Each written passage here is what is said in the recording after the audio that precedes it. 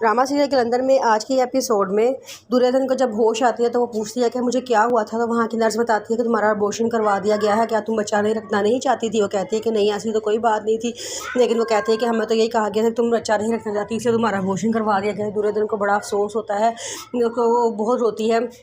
फिर अपनी सास के साथ वो घर वापस आती है। जब वो घर वापस आती है, देखती है कि सामने सुंबल का बाप खड़ा होता है। तो वो कहती है कि मुझे आपसे बात करनी है। तो उसकी सास को रोकना चाहती है, लेकिन सुंबल का बाप कहता है कि कोई बात नहीं, इसको बोलने दो। तो कहती है कि आपने अपनी बेटी को अच्छे बुरे की तमीज़ नहीं सिखाई, उसने मुझ पर इतना बड़ा जुल्म किया है, मैंने अपना मुकदमा अल्लाह ताला की अदालत में पेश कर दिया है, उसकी अदालत में पेश किया है, जो माफ़ नहीं करता किसी के साथ किए हुए जुल्म को। आपने मेरे पे इतना बड़ा जुल्म किया है, मैं आपको कभी माफ़ नहीं करूँगी। मैंने आपका मुकदमा अल्लाह ताला की अदालत में पेश कर दिया है। वो रोती जा रही होती है और कहती जा रही होती है कि आपने सिर्फ़ एक इंसान को पाने के लिए उस खुदा को नाराज़ किया है, आपने उस खुदा को नाराज़ किया है जिस पे मेरा पुख्ता यकीन है, मैं उसको मानती हूँ, जिसको आपने नाराज़ कर दिया है।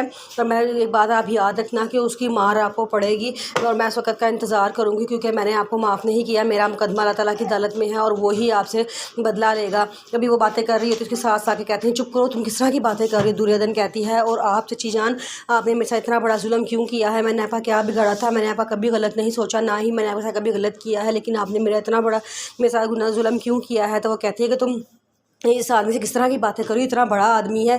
तो आगे से दुर्योधन कहते हैं कि जितना बड़ा आदमी होगा आपकी नज़रों में, मेरी नज़रों में ये बहुत ही कमज़ोर इंसान है। तो उसकी सास कहती है चुप कर दुर्योधन, अल्लाह ताला को यही मंजूर था। वो कहती है अल्लाह ताला को ये मंजूर नहीं था, आप लोगों ने मेरे साथ जुल्म किया है। चची जान, मैं आपको कभी माफ़ नहीं करूँगी, आपने मेरे साथ बहुत ज़्यादती की है, आपने मुझसे मेरी दुनिया छीन ली है, मेरी दुनिया उजड़ कर रह गई है। साथ ही उसकी सास कहती हैं कि तुम मेरा बेटा पहले तुझे रखना नहीं चाहता था, तुमने इस बच्चे को रख के क्या करना था, मैंने तो तेरे साथ भला ही किया है। वो कहती है कि मैं आपको कभी माफ़ नहीं करूँगी। साथ साथ ही कहती जाती है और वो बेहोश हो जाती है। उसके साथ बड़ा परेशान हो जाती हैं, कहती हैं कि तुझे क्या हो गया दुर्योधन, दुर्योधन। वो दुर्योधन को उठाना शुरू करती है, लेकिन दुर्योधन को होश नहीं आ रही होती। वहाँ से तबरेज़ वापस आ जाता है और कहता है कि मैं नहीं जा रहा। सुंबल को कहता है कि तो क्या वजह थी कि तुमने मेरी बीवी को यहाँ बुलाया है और मुझे यहाँ से भेजा है। तो सुंबल कहती है कि मैं सब कुछ बर्दाश्त कर सकती हूँ, लेकिन मैं तुम्हें शेयर नहीं कर सकती, और उस लड़की से मुझे ये बर्दाश्त नहीं हो रहा था कि वो तुम्हारे बच्चे की माँ बनने वाली है और तुम किसी और के बच्चे के बाप बनो, ये मुझसे बर्दाश्त नहीं होता, इसलिए मैंने उसका अबॉर्शन करवा दिया है। जब रेज़ ये बात सुनता है उसको बड़ा अफसोस होता है। उसको याद आता है कि दुर्योधन किस तरह रो रही थी और उसे कह रही थी कि मैं बिल्कुल ठीक हूँ, मेरी कोई तबीयत ख़राब नहीं हुई, मुझे वहाँ यहाँ से वापस ले जाए, मुझे यहाँ नहीं रहना। लेकिन उसकी तबरेज़ ने एक बात नहीं सुनी, कहा था कि तुम्हारी तबीयत ठीक नहीं है, तुम यहीं पर ही रहोगी। वो रोती जाती थी और तबरेज़ से कहती जाती थी कि मुझे यहाँ नहीं रहना।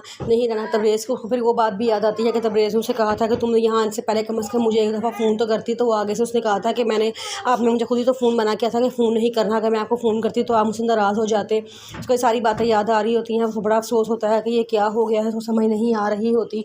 दूसरी तरफ जूही बड़ा इंतज़ार कर रही होती है कि मेरे हस्बैंड कलीम ने पैसों का इंतज़ार कर रहे हैं। वो अपनी मामा को फ़ोन करती है और कहती है काम हो गया है। उसकी मामा कहती है कि हाँ काम हो गया है, हम अभी घर वापस आए हैं।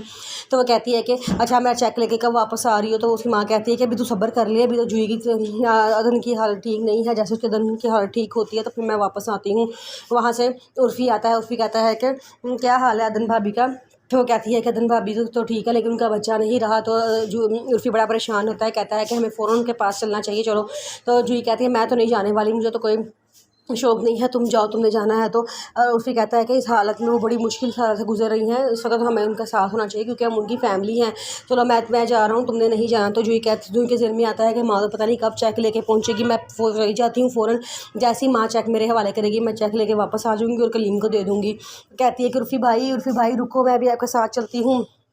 फिर कहता है कि चलो ठीक है, अगर तुम्हें चलना तो जल्दी जल्दी सामान पैक करो क्योंकि मेरे पास टाइम नहीं है, मैंने फ़ौरन निकलना है। जूही कहती है अच्छा। जूही फटाफट अपना सामान पैक करती है शहर जाने के लिए।